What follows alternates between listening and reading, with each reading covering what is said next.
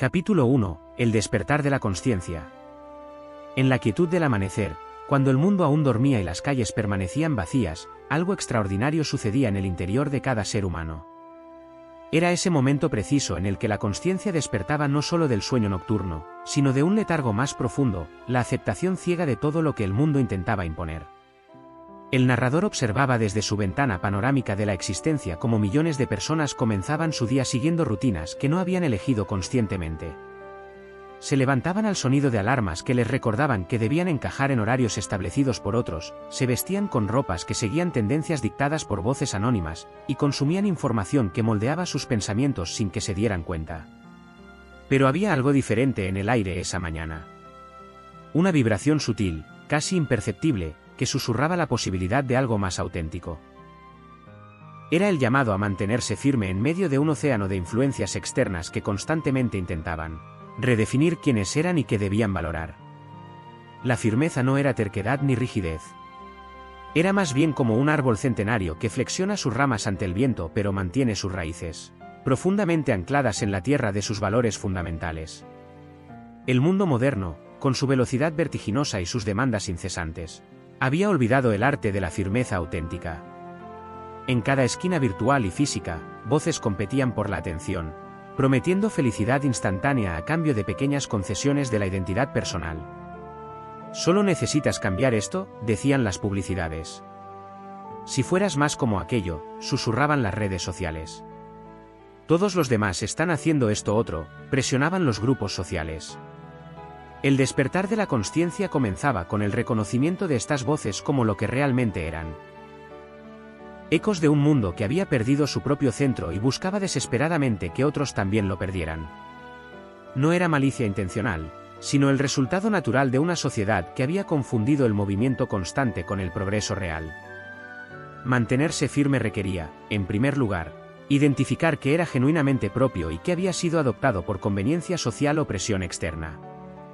Era un proceso arqueológico del alma, excavando capas de condicionamiento para encontrar el núcleo auténtico que residía debajo.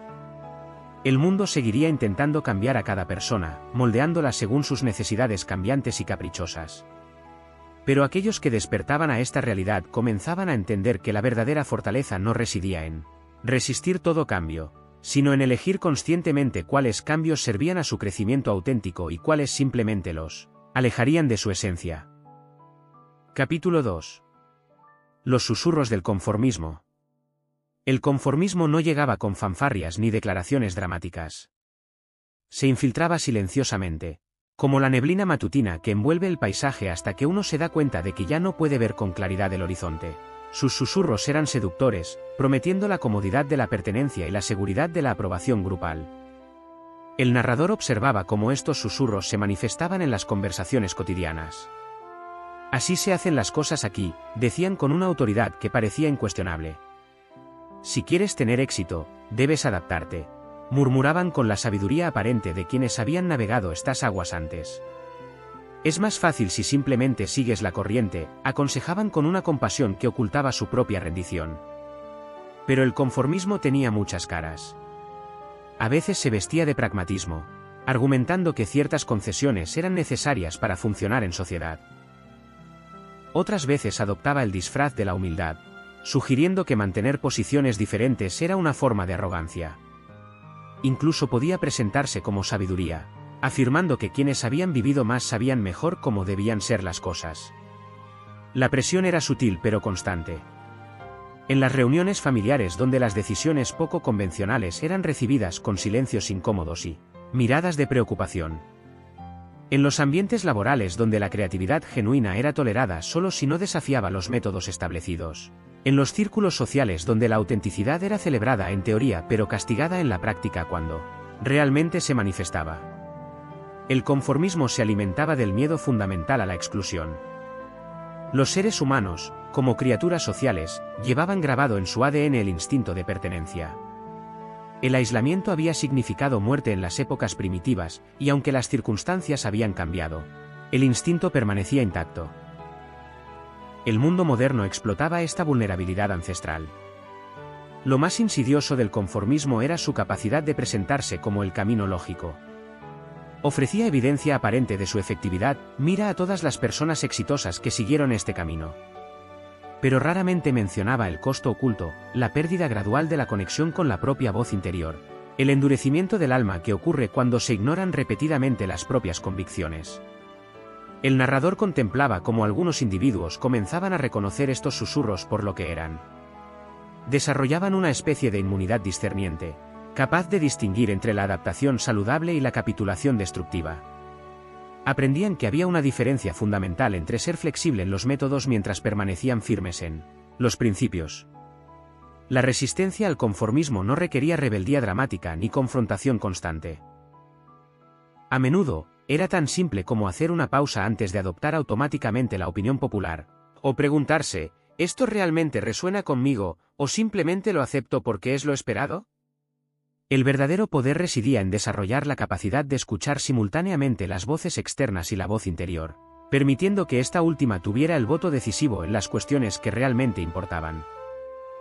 Capítulo 3. El espejo de las expectativas ajenas. Las expectativas de otros actuaban como espejos distorsionados que reflejaban no quién uno realmente era, sino quién los demás necesitaban que fuera para sentirse cómodos con sus propias decisiones de vida.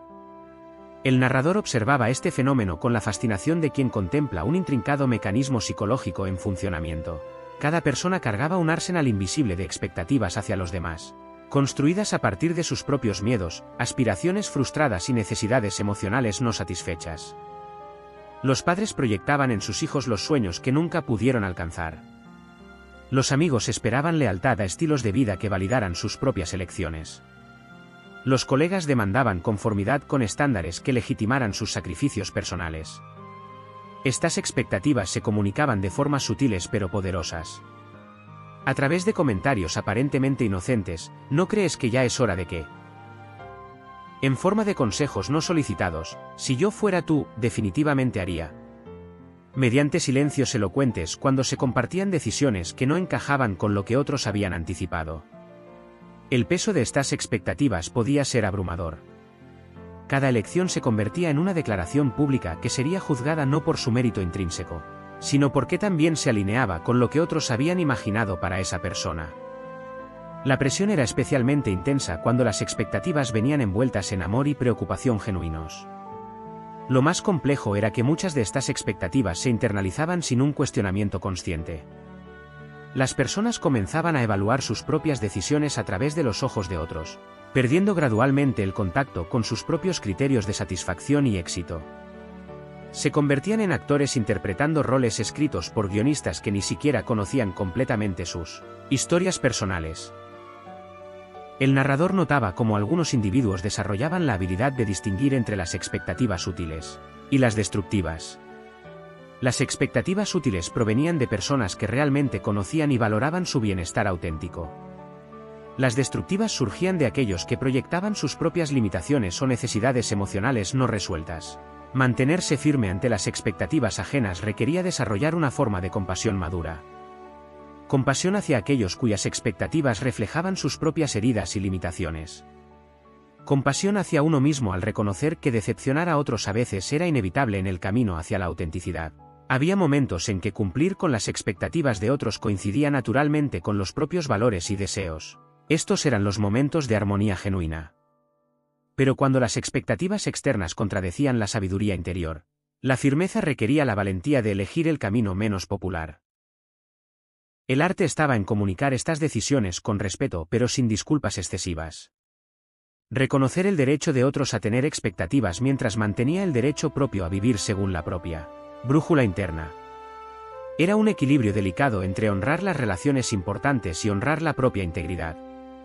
Gradualmente, aquellos que aprendían a navegar este territorio descubrían que las relaciones más profundas y duraderas florecían cuando se basaban en la aceptación mutua de las diferencias individuales, no en la conformidad con expectativas predeterminadas. Capítulo 4. La tormenta de la presión social. La presión social llegaba como una tormenta perfecta, combinando múltiples fuerzas que convergían desde diferentes direcciones para crear un ambiente donde la resistencia parecía no solo difícil, sino casi imposible. El narrador contemplaba cómo esta tormenta había evolucionado en la era digital, intensificándose exponencialmente en poder y alcance. En las generaciones anteriores, la presión social tenía límites geográficos y temporales.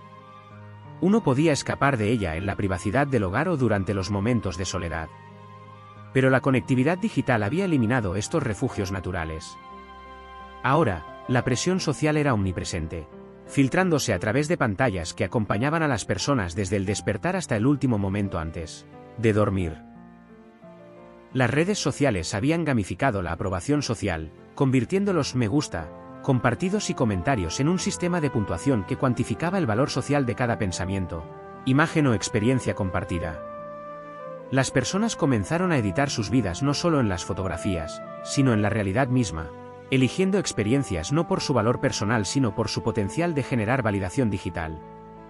La presión se manifestaba de formas cada vez más sofisticadas. Los algoritmos aprendían las vulnerabilidades individuales y presentaban contenido diseñado para generar insatisfacción con la vida actual. Todos tus contactos están haciendo esto, sugerían sutilmente. Tu vida podría ser así de interesante, insinuaban las historias cuidadosamente curadas de otros. Pero la tormenta tenía múltiples capas. En el nivel más superficial estaba la presión estética, verse de cierta manera, vestirse según las tendencias, vivir en espacios dignos de ser fotografiados.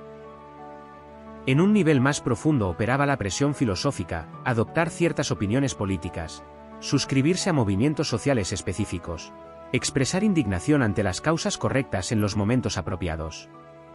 El narrador observaba cómo algunas personas desarrollaban estrategias para navegar esta tormenta sin perder su esencia. Establecían límites temporales con la tecnología, creando espacios sagrados libres de influencias externas. Practicaban el arte de la pausa consciente antes de reaccionar ante las tendencias del momento, preguntándose si su respuesta provenía de su centro auténtico o de la presión del momento. La clave estaba en entender que la tormenta de presión social se alimentaba de la inseguridad y la desconexión interior. Cuanto más sólida era la relación de una persona consigo misma, menos poder tenían las fuerzas externas para desviarla de su curso. Algunos aprendieron a usar la presión social como información sin permitir que se convirtiera en instrucción. Podían observar las tendencias y movimientos sin sentirse obligados a participar en ellos. Desarrollaban la capacidad de apreciar lo que otros estaban haciendo sin interpretar automáticamente que ellos también debían hacerlo.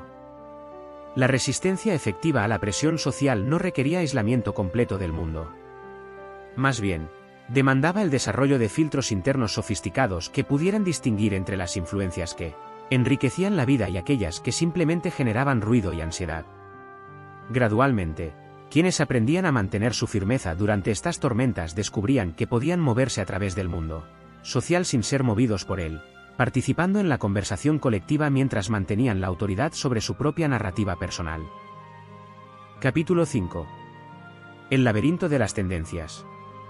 Las tendencias se desplegaban como un laberinto infinito donde cada pasillo prometía llevar hacia la relevancia y la conexión, pero donde la mayoría de caminos conducían simplemente a otros pasillos igualmente confusos. El narrador contemplaba cómo la sociedad había desarrollado una adicción colectiva a lo nuevo, a lo siguiente, a lo que estaba por venir, perdiendo frecuentemente la capacidad de valorar lo que ya estaba presente. Cada industria había perfeccionado el arte de crear urgencia artificial alrededor de sus tendencias. La moda declaraba muertos a ciertos estilos para dar vida a otros.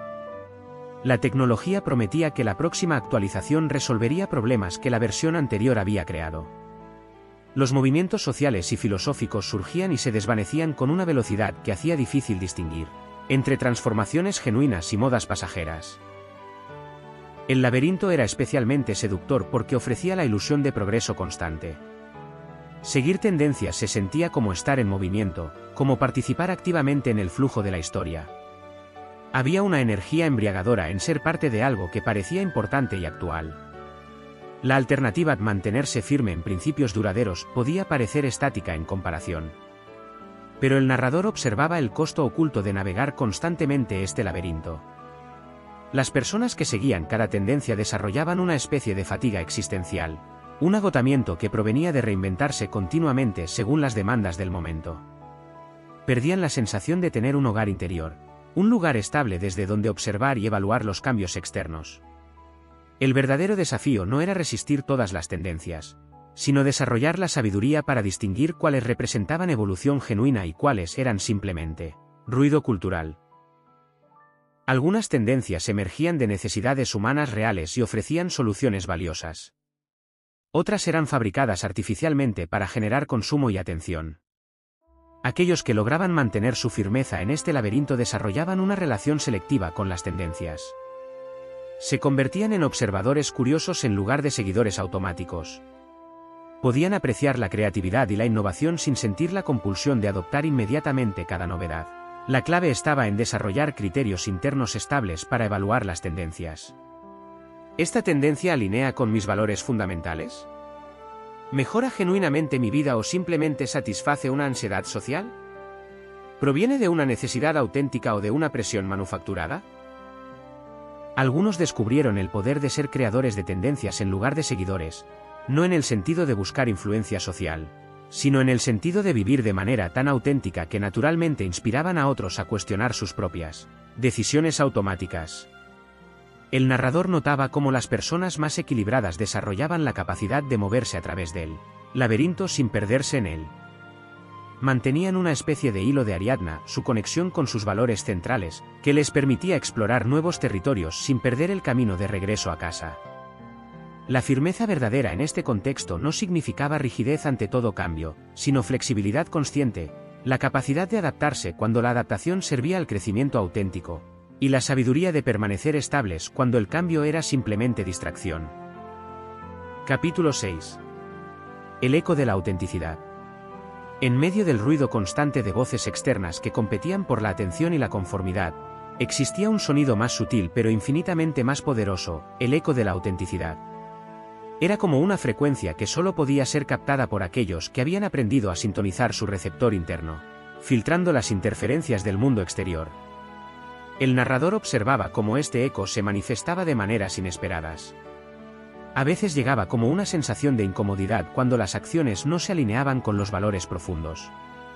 Otras veces aparecía como una sensación de expansión y energía cuando se tomaban decisiones que honraban la verdad interior. Era la brújula más confiable que una persona podía poseer, pero también la más fácil de ignorar en medio de las demandas urgentes del mundo externo. La autenticidad no era un destino sino un proceso dinámico de alineación continua. Requería la valentía de mirar honestamente hacia el interior, reconociendo tanto las luces como las sombras que conformaban la totalidad del ser. Muchas personas temían este proceso porque habían aprendido a identificarse solo con sus aspectos más aceptables socialmente. El eco de la autenticidad a menudo contradecía los mensajes del mundo exterior. Mientras la sociedad predicaba la importancia del éxito material, este eco podía sugerir que la verdadera riqueza residía en las relaciones profundas y el crecimiento personal.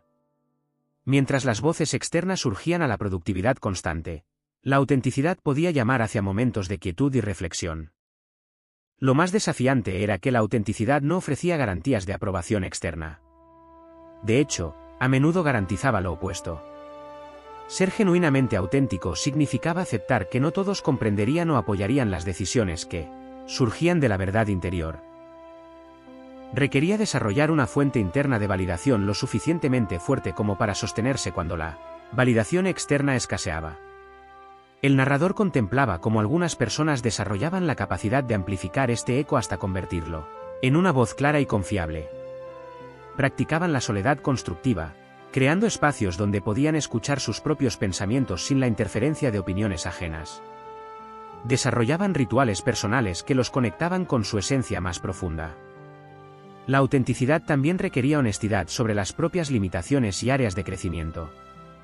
No era una máscara de perfección, sino un compromiso con la verdad, incluso cuando esa verdad era incómoda o inconveniente. Las personas auténticas podían admitir cuando estaban equivocadas, cambiar de opinión cuando nueva información lo justificaba, y mostrar vulnerabilidad sin perder su fortaleza central. Había una diferencia crucial entre la autenticidad y la autoindulgencia. La autenticidad consideraba el impacto de las acciones en otros y buscaba expresar la verdad interior de maneras que construyeran en lugar de destruir. Era firmeza con compasión, honestidad con sabiduría. Quienes aprendían a seguir el eco de su autenticidad descubrían que, paradójicamente, se volvían más capaces de conectar genuinamente con otros. La autenticidad era magnética, Atraía a aquellos que también estaban en busca de conexiones reales en un mundo lleno de superficialidad. El eco de la autenticidad se fortalecía con cada acto de coraje que lo honraba. Cada vez que una persona elegía la verdad interior sobre la conveniencia exterior, la voz se volvía más clara y más confiable. Era un proceso de construcción de confianza consigo mismo que, una vez establecido, proporcionaba una base inquebrantable para navegar todas las tempestades externas. Capítulo 7. La fortaleza interior. La verdadera fortaleza interior se construía no como un muro impenetrable que rechazaba toda influencia externa, sino como una ciudadela sabia que podía discernir qué visitantes merecían ser recibidos y cuáles debían permanecer fuera. El narrador contemplaba cómo esta fortaleza se erigía piedra por piedra, a través de decisiones conscientes y pequeños actos de coraje que se acumulaban a lo largo del tiempo. Los cimientos de esta fortaleza estaban hechos de autoconocimiento profundo. Aquellos que la construían habían invertido tiempo en explorar sus propios paisajes internos, sus valores fundamentales, sus miedos más profundos, sus aspiraciones más auténticas, y las experiencias que habían moldeado su carácter. Este conocimiento no era teórico sino vivencial, ganado a través de la reflexión honesta y la observación cuidadosa de sus propias reacciones ante diferentes circunstancias. Las murallas de la fortaleza se levantaban con límites saludables. Estos límites no eran muros de aislamiento, sino fronteras conscientes que definían qué tipos de energía, información e influencia tenían permiso para entrar en el espacio sagrado de la identidad personal. Las personas con fortaleza interior podían decir no sin sentir culpa excesiva y sí, sin resentimiento posterior. Dentro de esta fortaleza residía un santuario interior donde se guardaban los tesoros más preciados, los principios no negociables, los sueños más queridos, y la conexión con algo más grande que el ego personal. Este santuario se mantenía inviolado sin importar cuánta turbulencia reinara en el mundo exterior. Pero la fortaleza interior no era un lugar de aislamiento. Tenía ventanas abiertas hacia el mundo, permitiendo la entrada de luz, aire fresco y nuevas perspectivas. Las personas con verdadera fortaleza interior podían permanecer abiertas al aprendizaje y al crecimiento sin perder su centro. Podían cambiar de opinión sin cambiar de identidad, adaptar sus métodos sin traicionar sus principios. El narrador observaba cómo se desarrollaban las defensas naturales de esta fortaleza. Una de las más poderosas era la capacidad de pausar antes de reaccionar.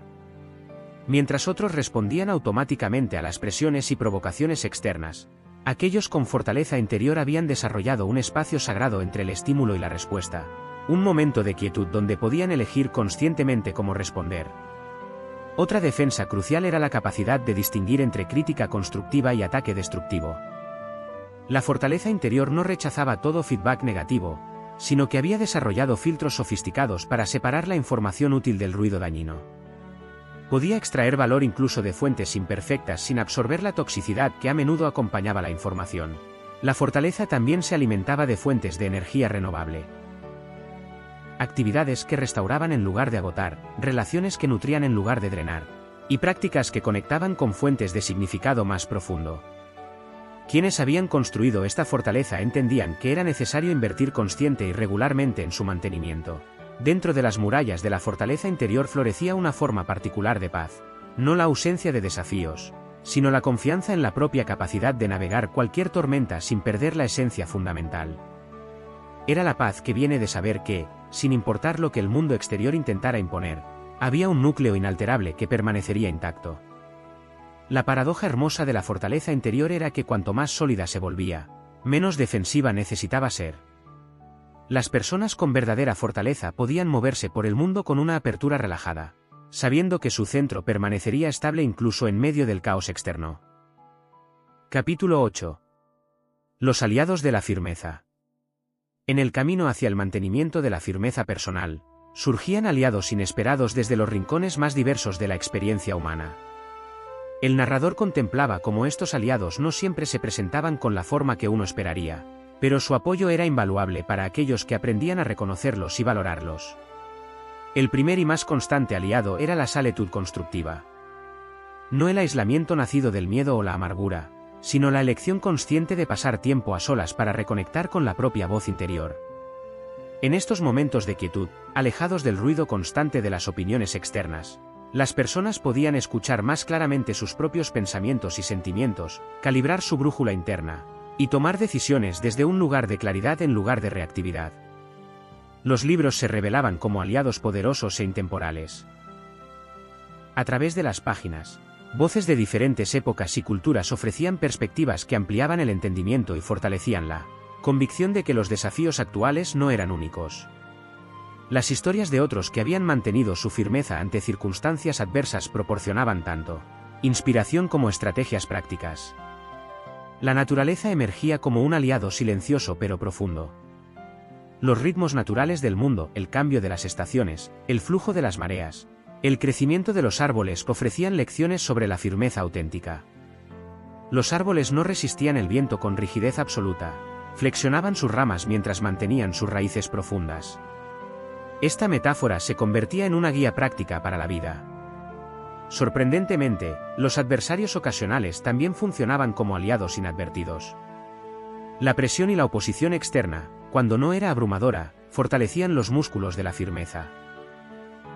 Cada situación donde era necesario defender una posición auténtica, cada momento de resistir la presión grupal, cada decisión de mantenerse fiel a los principios a pesar de la inconveniencia, contribuía al desarrollo de una fortaleza interior más sólida. Los mentores y modelos a seguir, ya fueran personas conocidas personalmente o figuras históricas admiradas desde la distancia, proporcionaban ejemplos vivos de cómo era posible mantener la integridad en un mundo complejo. Sus historias demostraban que la firmeza no era una cualidad mítica reservada para unos pocos, sino una capacidad que podía desarrollarse con práctica y dedicación. Las comunidades de personas con valores similares se convertían en refugios donde la firmeza no solo era aceptada sino celebrada. Estos grupos no tenían que ser grandes ni formales, a veces consistían en unos pocos amigos que se comprometían mutuamente a vivir de acuerdo con sus principios más profundos. Los rituales personales actuaban como aliados diarios, creando estructuras de apoyo que reforzaban la conexión con los valores fundamentales. Podían ser tan simples como unos minutos de reflexión matutina o tan elaborados como prácticas espirituales desarrolladas a lo largo de años. Lo importante no era la forma sino la función, mantener viva la llama de la autenticidad. La práctica regular de la gratitud se revelaba como un aliado inesperadamente poderoso. Al reconocer conscientemente lo que ya estaba bien en la vida, las personas se volvían menos susceptibles a las voces que constantemente sugerían que necesitaban cambiar para ser felices o exitosas. El narrador observaba que el arte, en todas sus formas, también servía como aliado.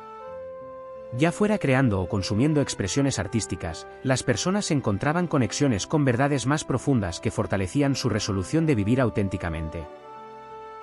Finalmente, las propias experiencias pasadas de firmeza exitosa se convertían en los aliados más confiables. Cada memoria de un momento cuando mantener la posición auténtica había resultado en crecimiento o satisfacción profunda servía como evidencia de que la firmeza valía la pena, incluso cuando el camino se volvía difícil. Capítulo 9. La danza con el cambio. El arte más refinado de mantenerse firme no residía en la resistencia rígida a todo cambio, sino en el desarrollo de una sabiduría que podía distinguir entre los cambios que enriquecían la esencia personal y aquellos que simplemente respondían a presiones externas. El narrador contemplaba esta danza delicada entre la estabilidad y la adaptación, observando cómo los más sabios habían aprendido a moverse con gracia entre ambos extremos. El cambio era la única constante del universo, una fuerza tan fundamental como la gravedad o el tiempo. Resistirlo completamente era tan fútil como intentar detener el flujo de un río con las manos desnudas. Pero entregarse ciegamente a cada corriente de cambio significaba perder todo sentido de dirección y propósito. La clave estaba en aprender a surfear las olas del cambio en lugar de ser arrastrado por ellas. Algunos cambios surgían desde el interior, como expresiones naturales del crecimiento y la evolución personal. Estos cambios se sentían orgánicos, alineados con la trayectoria auténtica de la vida. Cuando una persona había superado una fase de desarrollo y estaba lista para la siguiente, el cambio no se experimentaba como una traición a la identidad sino como una expansión de ella. Otros cambios eran impuestos desde el exterior, productos de circunstancias cambiantes, presiones sociales o crisis inesperadas.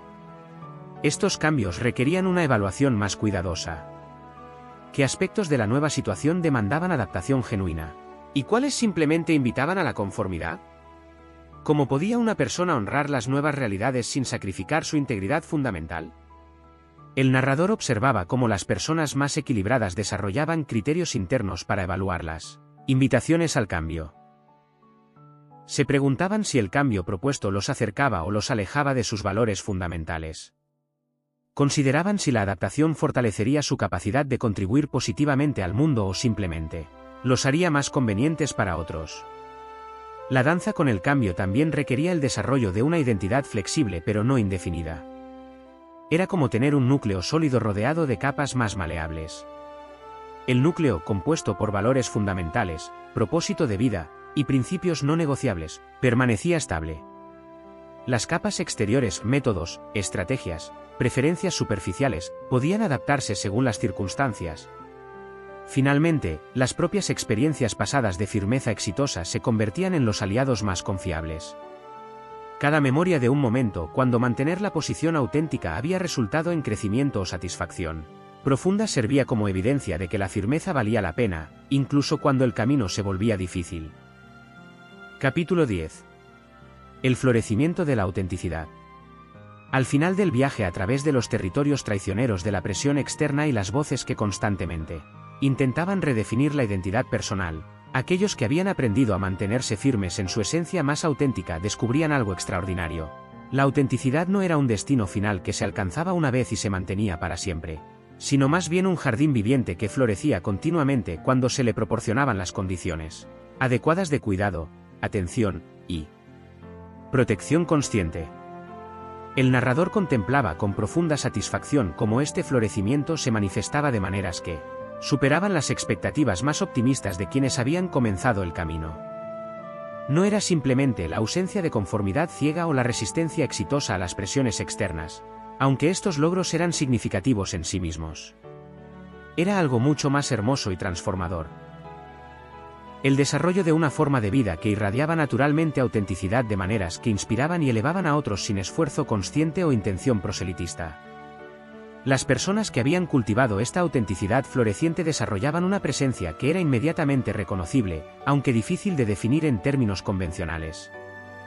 Había una calidad de autenticidad en sus interacciones que hacía que otros se sintieran seguros para mostrar sus propias facetas más genuinas.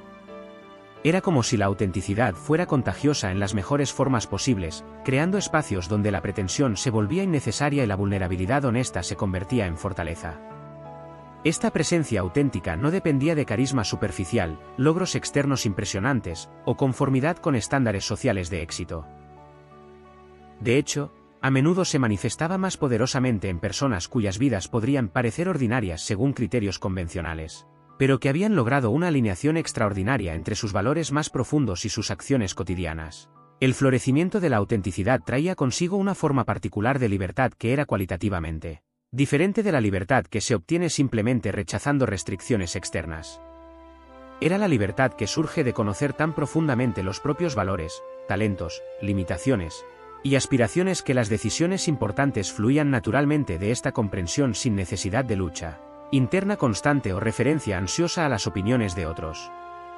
Esta libertad interna se traducía en una capacidad extraordinaria para contribuir al mundo de maneras únicas e irreemplazables. Porque solo cuando las personas estaban conectadas con su autenticidad más profunda podían ofrecer los dones específicos que solo ellas podían dar. La conformidad, por definición, producía contribuciones intercambiables, la autenticidad generaba ofertas que ninguna otra persona podría duplicar exactamente. El narrador observaba cómo estas personas auténticas desarrollaban relaciones de una profundidad y satisfacción que superaban cualquier cosa que hubieran experimentado durante sus periodos de conformidad social. Estas relaciones se basaban en el reconocimiento y apreciación mutuos de las individualidades únicas en lugar del cáncer de las similitudes superficiales.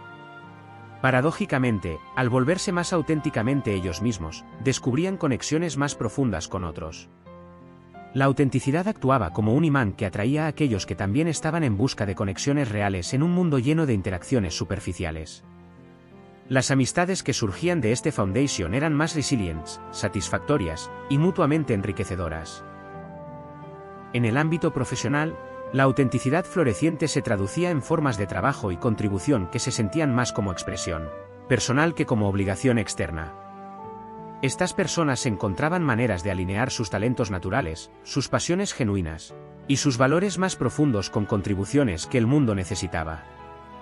No siempre era fácil o inmediato este proceso de alineación, pero la persistencia en mantener esta dirección eventualmente producía formas de vida laboral que eran sustentables y satisfactorias a largo plazo. El florecimiento de la autenticidad también traía una forma especial de resistencia a las crisis externas. Cuando las tormentas económicas, sociales o personales llegaban, como inevitablemente llegan en toda vida humana, aquellos que habían cultivado su autenticidad tenían recursos internos que los sustentaban durante los periodos difíciles. Su sentido de identidad y valor no dependía completamente de circunstancias externas, por lo que podían mantener su equilibrio fundamental incluso cuando el mundo exterior se volvía turbulento. Esta resistencia no era rigidez. De hecho, las personas auténticas a menudo demostraban mayor flexibilidad real que aquellas que seguían rígidamente expectativas externas, porque su flexibilidad surgía de fortaleza interna en lugar de inseguridad. Podían adaptarse creativamente a nuevas circunstancias mientras mantenían su integridad esencial. Una de las manifestaciones más hermosas del florecimiento de la autenticidad era el desarrollo de lo que podría llamarse sabiduría intuitiva. Estas personas desarrollaban una capacidad refinada para discernir rápidamente qué situaciones, oportunidades, relaciones y decisiones se alineaban con su bienestar auténtico y cuáles no. Era como si hubieran desarrollado un sistema de navegación interno tan preciso que raramente se encontraban en situaciones que requerían compromisos significativos de su integridad. El narrador notaba también cómo el florecimiento de la autenticidad individual contribuía al florecimiento de comunidades enteras. Cuando las personas vivían desde su autenticidad más profunda, naturalmente creaban culturas más diversas, creativas y resilientes. En lugar de la homogeneidad que produce la conformidad, la autenticidad individual creaba ecosistemas sociales ricos en variedad, innovación y posibilidades. Estas comunidades auténticas desarrollaban una capacidad colectiva para navegar desafíos complejos porque podían acceder a una gama más amplia de perspectivas, talentos y enfoques. La diversidad auténtica, en contraste con la diversidad superficial, proporcionaba verdadera robustez sistémica. El florecimiento final de la autenticidad incluía la capacidad de inspirar a otros sin proselitismo directo. Las personas que habían logrado esta autenticidad floreciente se convertían en ejemplos vivientes de que era posible mantener la integridad personal en un mundo complejo. Su mera existencia expandía el sentido de posibilidad para aquellos que aún luchaban por encontrar su propio camino auténtico. Pero quizás lo más significativo era que el florecimiento de la autenticidad traía una forma profunda de paz interior que no dependía de que el mundo exterior se comportara de maneras particulares. Era la paz que surge de saber que, sin importar qué desafíos externos pudieran surgir, había un núcleo interno que permanecería intacto y que proporcionaría la base para responder con sabiduría e integridad. Esta paz no era pasividad o desconexión del mundo. Al contrario, proporcionaba la base estable desde la cual era posible involucrarse más plenamente y efectivamente con los desafíos y oportunidades de la vida. Era la diferencia entre reaccionar desde la ansiedad y responder desde la sabiduría, entre ser movido por cada viento externo y elegir conscientemente cómo responder a las circunstancias cambiantes. El florecimiento de la autenticidad representaba, al final, no solo una victoria personal sobre las fuerzas de conformidad, sino una contribución al florecimiento de la humanidad misma. Porque cada persona que lograba vivir auténticamente expandía el espacio disponible para que otros también lo hicieran, creando ondas de posibilidad que se extendían mucho más allá de su esfera personal inmediata. En este florecimiento final, el narrador observaba la realización de una verdad fundamental. Mantenerse firme en un mundo que intenta cambiarte no es acto de resistencia destructiva, sino de creatividad constructiva. Es la elección de contribuir al mundo desde la totalidad de quien realmente eres, en lugar de desde una versión editada que satisface las expectativas de otros. Y en esa contribución auténtica reside no solo la satisfacción personal más profunda, sino también el regalo más valioso que cualquier individuo puede ofrecer a la evolución colectiva de la humanidad.